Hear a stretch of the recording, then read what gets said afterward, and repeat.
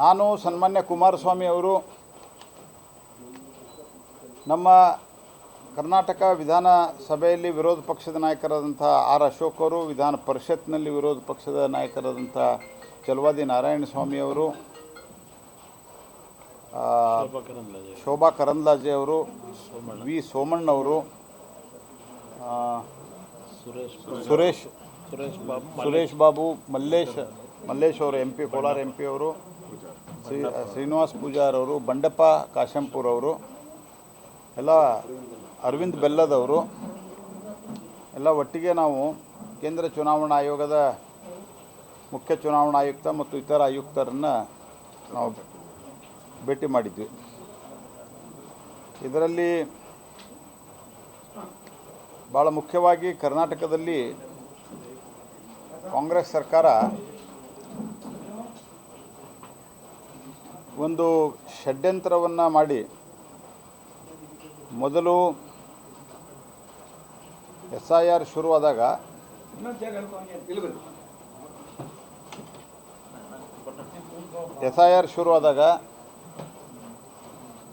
SIRನ್ನು ತೀವ್ರವಾಗಿ ವಿರೋಧ ಮಾಡಿದರು. ಈಗ SIR ಪ್ರಕ್ರಿಯೆಯನ್ನು ಬುಡಮೇಲು ಮಾಡುವಂಥ ಒಂದು ಕುಕೃತ್ಯಕ್ಕೆ ಕೈ ಹಾಕಿದ್ದಾರೆ. ಮೊದಲನೇದಾಗಿ ಚುನಾವಣಾ ಆಯೋಗದ ನಿಯಮ ಅತ್ಯಂತ ಸ್ಪಷ್ಟವಾಗಿದೆ. ಅದರ ನಿಯಮದ ಪ್ರಕಾರವಾಗಿ ಈ ಎನ್ಯುಮರೇಷನ್ ಫಾರ್ಮ್ಸ್ ಏನಿದೆ ಇದನ್ನು ಮನೆ ಮನೆಗೆ ಹೋಗಿ ಡೋರ್ ಟು ಡೋರ್ ಹಂಚಬೇಕು. ಕನಿಷ್ಠ ಪಕ್ಷ 3 ಸರ್ತಿ ಡೋರ್ ಟು ಡೋರ್ ಹೋಗಬೇಕು. ಅದಾದ ನಂತರ ಅವರು ಅವ್ರ ಮನೆಯಲ್ಲಿ ತುಂಬಿ ಅದನ್ನು ಕೊಡಬೇಕು. ಆದರೆ ಯಾವ ರೀತಿ ಕೆಲವು ಕಡೆ ಇತ್ತೀಚೆಗೆ ಕರ್ನಾಟಕ ಲೋಕ್ ಸೇವಾ ಆಯೋಗ ಪಬ್ಲಿಕ್ ಸರ್ವಿಸ್ ಕಮಿಷನ್ ಮೇಲೆ ಒಂದು ಆರೋಪ ಬಂದಿದೆ. ಎಲ್ಲರನ್ನೂ ಕೂಡಿಸಿ ಒಂದೇ ಕಡೆ ಮೊದಲು ಪರೀಕ್ಷೆ ಬರೆದು ಆನಂತರ ಅವ್ರನ್ನ ಪಾಸ್ ಮಾಡಿದರು ಅಂಥೇಳಿ ನಿಮ್ಮ ಗಮನಕ್ಕೆ ಬಂದಿರಬೇಕದು. ಆ ರೀತಿ ಕೆಲವು ಮದರ್ಸಾ, ಮಸೀದಿ, ದರ್ಗಾ, ಸ್ಥಳೀಯವಾಗಿರುವಂಥ ಕೆಲವು ಕಾಂಗ್ರೆಸ್ ಲೀಡರ್ಸ್ ಮನೆಯಲ್ಲಿ, ಸಮುದಾಯ ಭವನದಲ್ಲಿ ಇದನ್ನು ಕೂತ್ಕೊಂಡು ಫಾರ್ಮನ್ನು ಹಂಚಿ ಅಲ್ಲೇ ತುಂಬಿಕೊಡುವಂಥ ವ್ಯವಸ್ಥೆಯನ್ನು ಮಾಡ್ತಾಯಿದ್ದಾರೆ. ಒಂದು ರೀತಿ ಸಾಮೂಹಿಕ ನಕಲಿದು. ಸೊ ಹೀಗಾಗಿ ಇದರಿಂದ ಭಾಳ ದೊಡ್ಡ ಒಂದು ಗೊಂದಲ ಕ್ರಿಯೇಟ್ ಆಗ್ತಾಯಿದೆ. ಮತ್ತು ಇನ್ನೊಂದು ಏನು ಮಾಡಿದ್ದಾರೆ,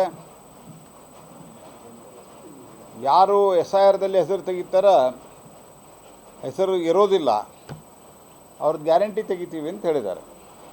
ನಾವೇನಂಗೆ ಕೇಂದ್ರ ಚುನಾವಣಾ ಆಯೋಗ ಯಾವುದೇ ಕಾರಣಕ್ಕೆ ಆ ರೀತಿ ಯಾವುದೇ ಸಂಗತಿಯನ್ನು ಹೇಳಿಲ್ಲ.